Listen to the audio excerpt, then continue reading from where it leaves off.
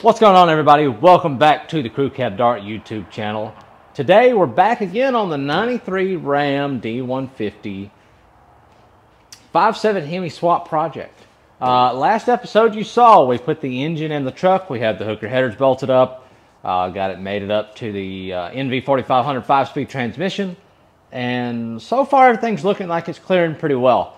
I have done a little work to the thing since you've last seen it. Not really a whole lot. Have been struggling to find time, but I've done a little bit of work. Let me show you what we've got done so far. I think so.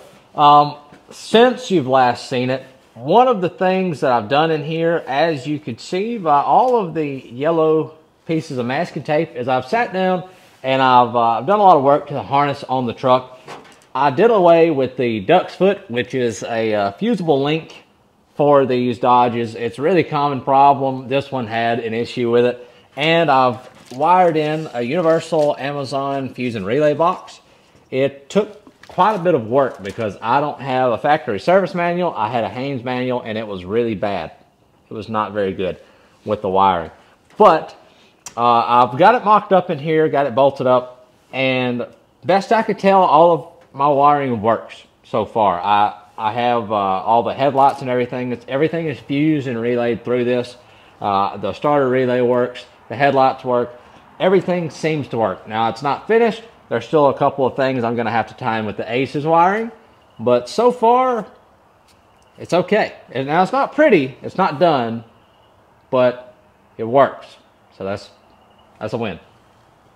So yet another thing that I did off camera was I mounted the alternator. So if you're familiar with putting a 5.7 Hemi or a Gen3 Hemi in one of these Dodge trucks with a car accessory drive, the alternator is really low on the passenger side and it interferes pretty heavily, at least in my case. I've seen some cases where it don't, but in my case it interferes really heavily with the top lip of the frame.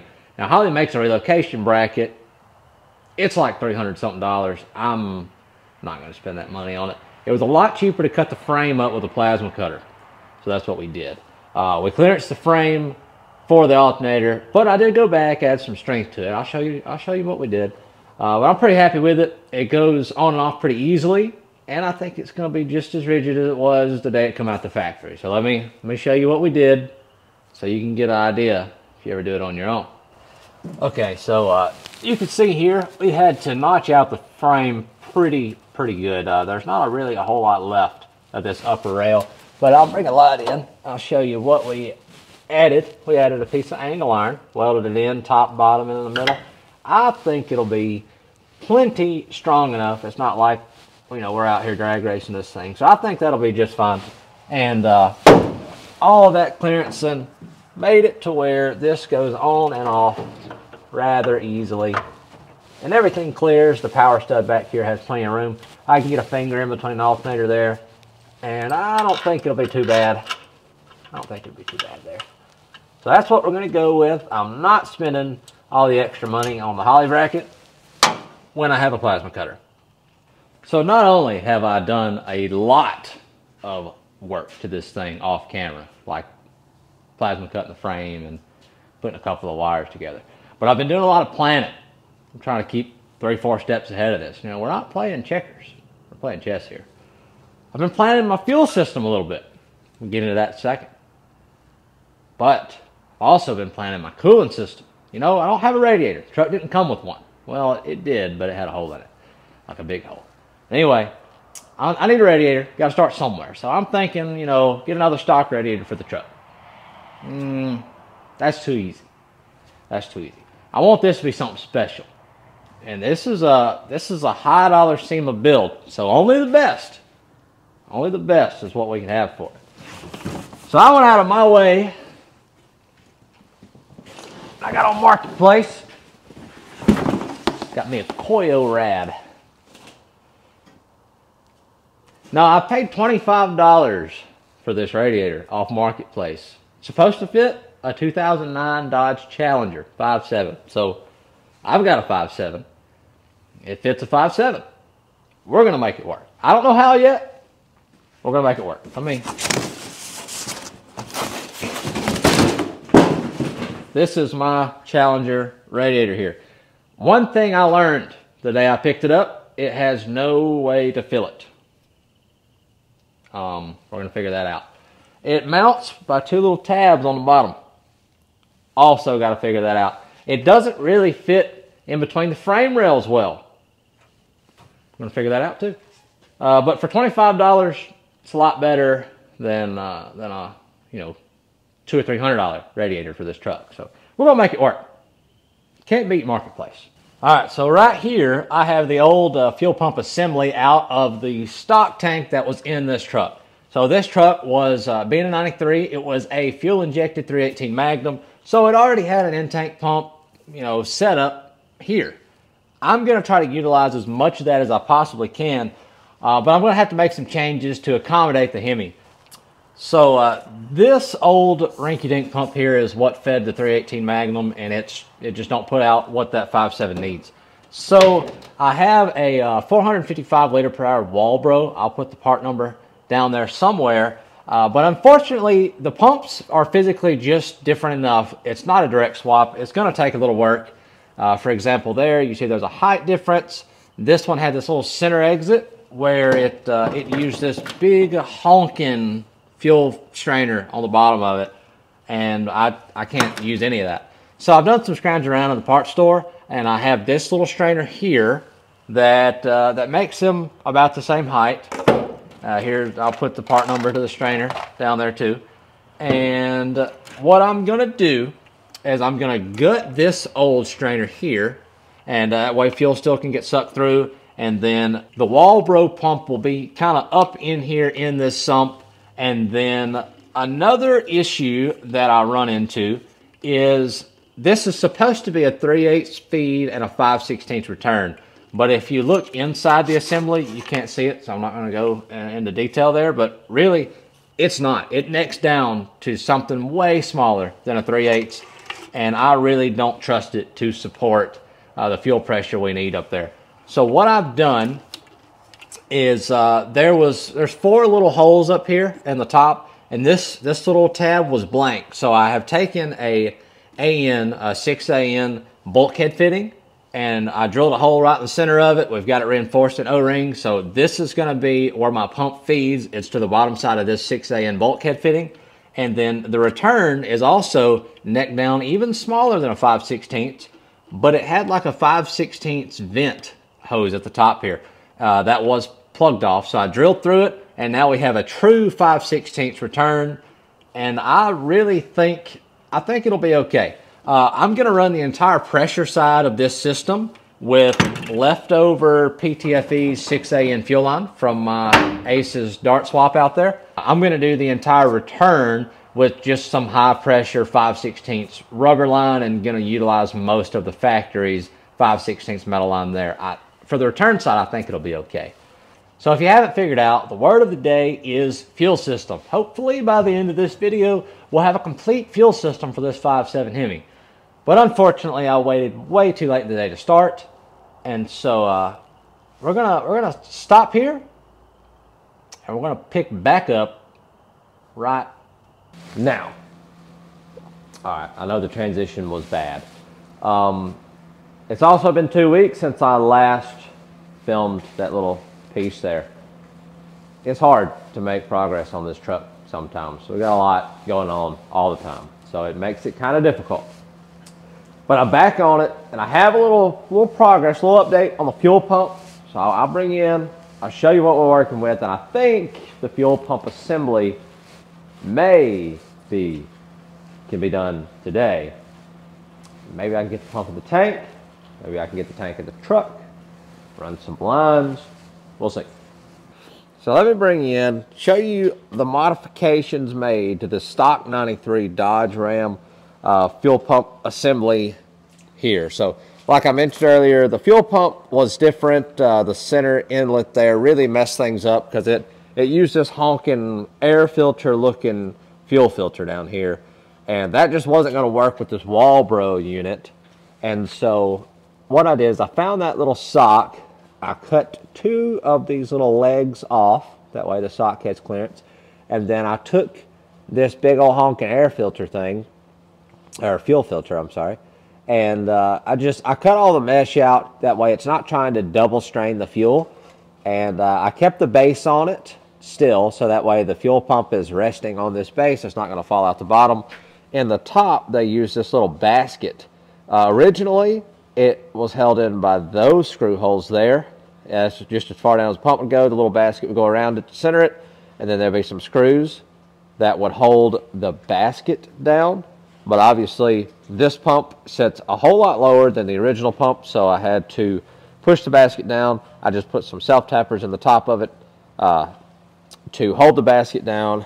And now, I think the wires are plenty long enough. I've got this little hose here, this little fuel hose. It's once I get it down on there, it's got a bite. So I don't got to worry about that. It's got plenty of length to make it up here to our hat. I have done a 3/8 6AN inlet there. It's going to feed right into that. And then we're going to use this, a true 5/16 return, like I mentioned earlier there. So let me get this all together. And we're going to see, potentially, if we can get it in the tank today. Ideally. All right, here's what we're working with. I think it turned out about as good as it could.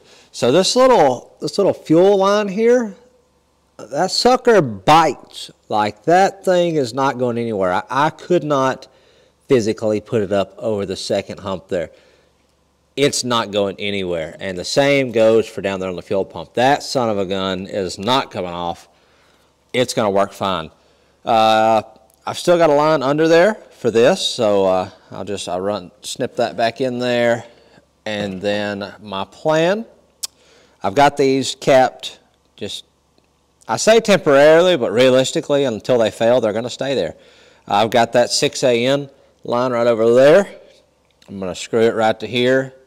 And let me snip you up under the truck here and show you the whole fuel line routing. All right, so this is what we're looking like under here. So the back line, you see how it goes backwards? Well, that's the feed line that comes over here. There was a fuel filter here that just had an inlet and an outlet on the same side. And I've actually found a quick connect style fuel filter. I'm gonna mount in the same spot. I'm gonna run 6AN. I'm gonna do away with this metal line and just run 6AN right to the fuel filter, and then I'll probably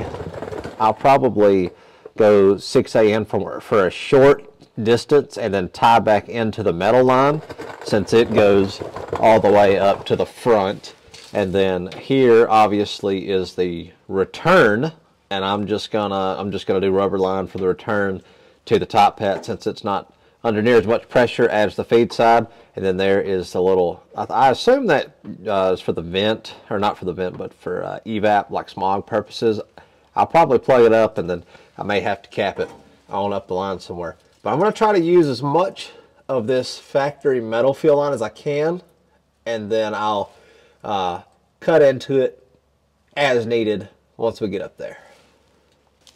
Now, I know you would probably really like to see me wrestle this fuel tank in there by myself, but I don't think I'm going to show you that. I think I'm just going to get the fuel tank set in place and then check back in, because it just seems like a lot of extra unnecessary work to try to film that. So yeah, I'm going to get this fuel pump assembly stuck in there, and I'll probably prep the lines on the inside of the truck. And then we'll see about getting them snipped together, snipped it all. Then we'll see about getting it all snipped into place. So I'll probably just check back when the tank's in the truck, and we'll just go from there. Well, I have the gas tank installed, and it's probably been 2 weeks since I've done that. Like I said, it's hard to find time around here. But I got the gas tank put in that day, and I run my feed and return line at least up to the regulator in the engine bay, and I've done a couple other small knickknacks. So let me, I'll bring you in. I'll show you what I've done. All right, under the truck here, I got the tank installed. There's my fuel pump. I don't have clamps on this yet. Coming back to it. But here is my feed line. So you remember I mentioned something about it actually going backwards and then putting a filter back here. Here, I'll just show you. All right, so I mentioned putting a filter right over there and using like the factory hard lines, but then I got to thinking that didn't make sense to go backwards and then forwards and have to use a lot of extra fittings. And so instead, I just come straight forward with it, and I got one of those quick connect fuel filters with a little bracket already on it, so that was nice. And I just run some 6AN PTFE lines straight forward. I got some quick connect to 6AN adapter fittings on either side of the filter, and then we just run it straight forward, all nice and neat. I've still got to add some holders, but it goes forward, up over the frame rail, and then I'll show you the regulator in a second. And then I tied in this braided steel line here is the return that I used up. I used a factory line all the way up to the bottom of the regulator. I'll show you that here in just a second as well. Okay, in here we have our feed line coming on the right side of the regulator there. It just comes right up to the side of the regulator. Our return on the bottom, I have a short stint of high pressure rubber hose down to the factory braided line there. And then I was waiting on this to come in. These AN fittings are expensive. This son of a gun right here, that was $26. That was expensive. But that's what I needed to go kind of to the right. We have our ACES intake here. I have an 8AN to 6AN adapter on the back. We're going to do a 90. I'm probably going to go under the master up to the regulator. And then that will be, I believe that, that'll be our fuel system. I'm going to, obviously, once I get fuel in the truck and get the truck to the point where I can prime the pump, I need to purge all the lines. I blew everything out when I made those AN lines, but you always want to purge those lines because there's a lot of debris in there. Need to get that out of there. I got the ACES intake built. I got the injectors and the rails on. I got the crossover. I just have it mocked up. It's not bolted down or anything. I was just trying to see where my line needs to land. I still need to make that line there. And I've decided to place my fuse block right here. It'll hang out somewhere in this area to the right behind the battery. We have this bracket made up for it. I gotta make some cuts, drill some holes, and we'll probably just attach it to the side of the battery tray. I have my Challenger radiator sitting in there. What we've done for a mount is we just have a piece of flat bar here, and I cut off this factory mount stuff. I'm not going to use any of that. And so we just have a flat bar with holes big enough for the grommets to go in down there. And we're going to probably just tack that in place down there. And I'll have to make some mounts to mount it up here. I'm still debating on what condenser setup I want to use. I don't know if I'm going to use a factory style or a universal style or try a Challenger style. I don't know. But this truck will have AC. Another thing that I need to do is the power steering. Pump goes there, and I got a restrictor somewhere. Hold on. I got a power steering pressure restrictor from Sublime Parts, so I can restrict down the factory power steering pump to this old style, or to the pressures that this old style box meets. And then I've got to make a custom high pressure side line. I have the fittings for that somewhere over there. We're just going to be doing some AN fittings there to make just a 6AN pressure line there. I think that'll be fine. But it's difficult. It is difficult to really make a good video out of this stuff when I'm not just making consistent progress daily. Rather, I'm working on it like an hour here and there, and it's hard to kind of tie all that together. So I'm going to try today to make a good, consistent video of finishing up the fuel system and doing the pressure line, maybe even mounting the radiator up, mounting the fuse block up. There's still plenty of things to do, but I think I'm going to just go ahead and tie this video off here and just get a video up, because it's been a month since I put a video up, and I deeply apologize. I said I wouldn't do that again, and then I did it again. But the weather's finally starting to come around out here. We got some sunshine. I'm still in a hoodie, as you could tell. But we got some sunshine. We've been getting some mid 60-degree days. It's just a lot better than 20s and 30s. So it makes it a little more bearable to be in the shop and do some work and try to get some stuff done. So I'm gonna try to get some stuff done on this truck for you guys.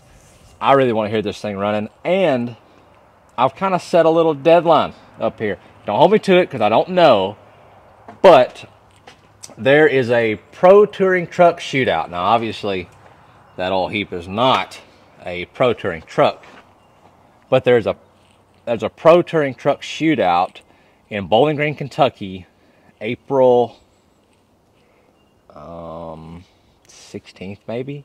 April, you can Google it. It's the April pro touring truck shootout, Bowling Green, Kentucky. Aces is going to be there, and I know I've hinted at it. I'll have a video on it before then, but Aces, you know, they supply the injection system for this truck, so we're going to be doing a big video on the Aces injection system for the Hemi. They're going to be there. I really like to show up and support them because they've supported me a lot. So I might be there. I might be there. So look, maybe I'll let you know if I confirm if I get the truck done. I got to get the truck done first. It's a pretty good ways away, but that's what we're shooting for. But anyway, I really appreciate you guys for watching. So far, the build series on the truck has actually done really well, as some of my fastest growing videos on the channel. So I really appreciate everybody for that, and I really apologize for not uploading more. But I'm gonna try to do what I can. But I really appreciate all the support from everybody. I hope you'll stick around for the rest of the old truck build here. And thank you guys for watching. Leave a comment, like, share, subscribe, all that stuff. We'll see you next time.